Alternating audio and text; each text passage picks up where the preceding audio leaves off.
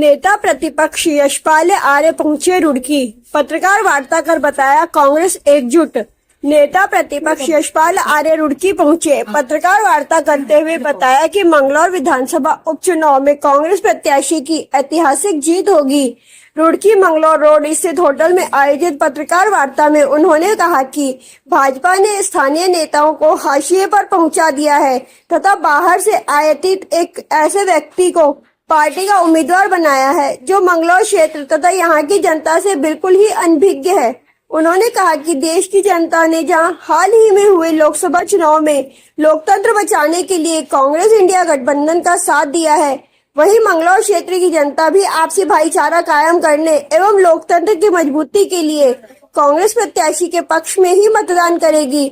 हरिद्वार जनपद हमेशा से ही हिंदू मुस्लिम एकता की पहचान रहा है और यहाँ की भोली भाली एवं जागरूक जनता सेकुलर ताकतों को मजबूत करने के लिए मतदान करती है। कहा है कि इस बार भी उपचुनाव में कांग्रेस प्रत्याशी काजी निजामुद्दीन को जनता भारी मतों से जिताकर यहाँ का प्रतिनिधित्व सौंपेगी।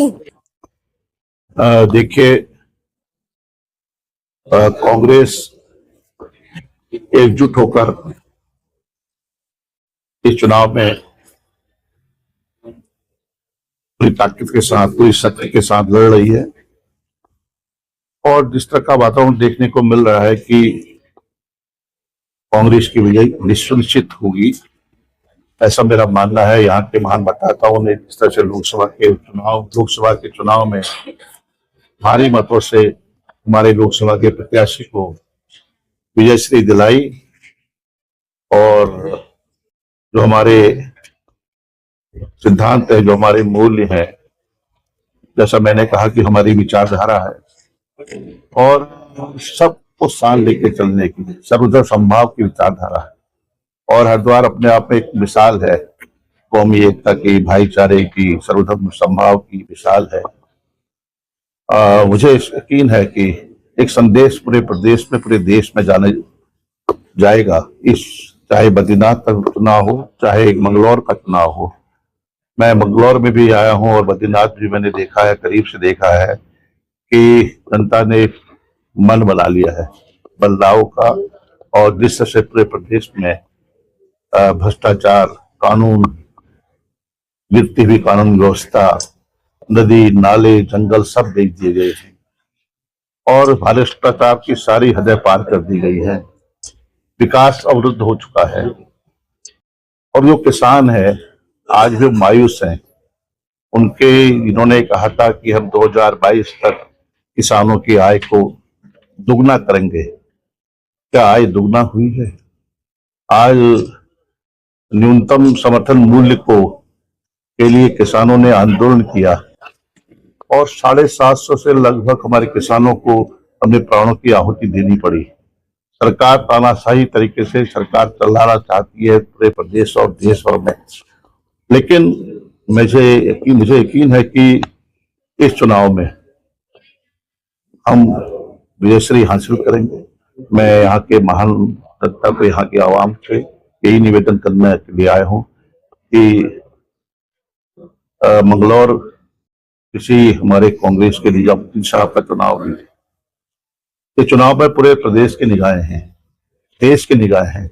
बद्रीनाथ एक पवित्र धाम है, तो ये संदेश पूरे देश में जाना चाहिए कि जिससे कि तो भाजपा ने जिस तरह से पिछले वर्षों में जिस तरह से लोकतंत्र को कमजोर किया है, संविधान को कमजोर किया है, फिरकापरस्त ताकतों को बढ़ावा मिला है, जातिवादी ताकतें आगे बढ़ी हैं, उसका एक ही विकल्प है कांग्रेस। और हमें यकीन है कि इस चुनाव में हम सब लोग मिलकर पूरी ताकत के साथ आगे हासिल करेंगे। लोकतंत्र को कमजोर किया गया है, लोकतंत्र की हत्या करने की लगातार कोशिश की गई है, लेकिन कांग्रेस, मैंने कहा ना, पूरी शक्ति के साथ, पूरे समर्पण के साथ इस लड़ाई को लड़ेगी और जनता का आशीर्वाद, जनता का सहयोग, समर्थन हमारे साथ है।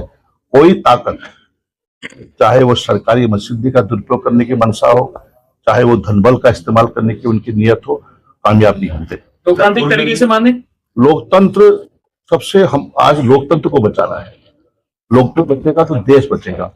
और हमने कहा ना कि पूरी ताकत के साथ लड़ेंगे, धन बल, सत्ता बल, सरकारी मशीनरी जो उनके अंग हैं वो कामयाबी होंगे। हम लोकसभा चुनाव में पराजित हुए हैं, लेकिन मंगलौर की जो लोकसभा चुनाव में जो मंगलौर की महान जनता ने जो अपना आशीर्वाद दिया है, सहयोग दिया है, बड़ी जीत यहाँ पर हासिल हुई है। 23,000 के लगभग जीत हमें मिली है और वो यकीन है कि कांग्रेस को इस चुनाव में भी कांग्रेस उस जीत को की पुनरावृत्ति करेगी।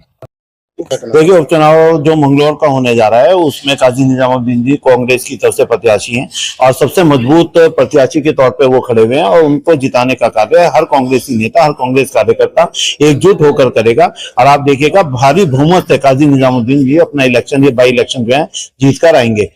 और दूसरी बात, जो भाजपा की तरफ से बार बार बात आ रही है कि वो कैंडिडेट लाए, ये लाए, आप देखिए स्थानीय कैंडिडेट कोई भी ऐसा नहीं था जिसे काजी निजामुद्दीन जी के सामने खड़ा किया जा सके या जीतने का हुंकार बढ़ सके।